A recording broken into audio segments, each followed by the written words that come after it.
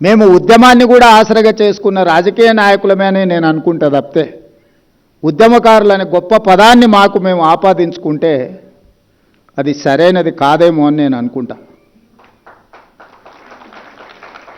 రాజకీయ ఉద్యమం నేపథ్యంలో రాజకీయ ప్రయోజనాన్ని అంచనా వేసుకొని గాలి ఏ వైపు వీస్తుందో అంచనా వేసుకొని గాలికి అనుకూలంగా ప్రణాళికలు సిద్ధం చేసుకొని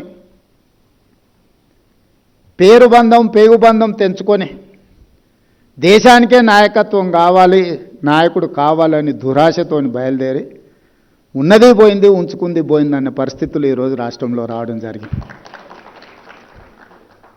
కానీ ఓ అందశ్రీ ఓ గద్దర్ వాళ్ళు ఏం ఆశించలే, ప్రజల స్వేచ్ఛను ఆశించారు.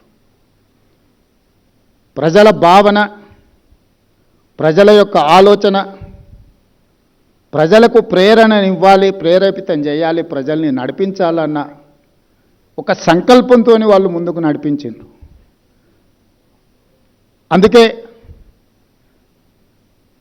10 సంవత్సరాల ప్రతిపక్షంలో ఉన్నప్పుడు కానీ అంతకంటే ముందు 10 సంవత్సరాలు తెలంగాణ ఉద్యమంలో ప్రజాప్రతినిధిగా పాల్గొన్నప్పుడు కానీ ఈనాడు 20 నెలలు తెలంగాణ రాష్ట్ర ముఖ్యమంత్రిగా బాధ్యత స్వీకరించిన తర్వాత కానీ ఏ రోజు కూడా అందశ్రీ గారి పట్ల మొదటి రోజు ఉన్న గౌరవము ఈ రోజు వరకు ఆ గౌరవం పెరిగింది తప్ప ఎక్కడ తగ్గలే.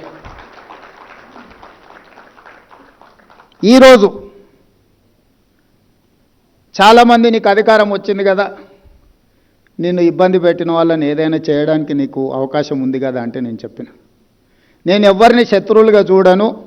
నేను శత్రువుగా చూడాలంటే కూడా వాళ్ళకి ఆ గొప్పతనం ఉండాలి, ఆ స్థాయి కూడా ఉండాలి. నేను ఒక సామాన్యమైన గ్రామీణ ప్రాంతం నుంచి వ్యవసాయ కుటుంబం నుంచి సరిగ్గా 17 సంవత్సరాలు 2006లో జిల్లా పరిషత్ మెంబర్గా ఇండిపెండెంట్గా గెలిచిన, 2007లో ఎమ్మెల్సీగా ఇండిపెండెంట్గా గెలిచిన, 2009లో మొదటిసారి ఎమ్మెల్యేగా గెలిచిన, 2014 రెండోసారి ఎమ్మెల్యేగా గెలిచిన, 2019లో పార్లమెంట్ సభ్యుడు, దేశంలోనే పెద్ద పార్లమెంట్ నియోజకవర్గమైన మల్కాజ్గిరి పార్లమెంట్ సభ్యుడిగా గెలిచిన, 2023లో తెలంగాణ రాష్ట్రానికి ముఖ్యమంత్రిగా కాగలిగింది.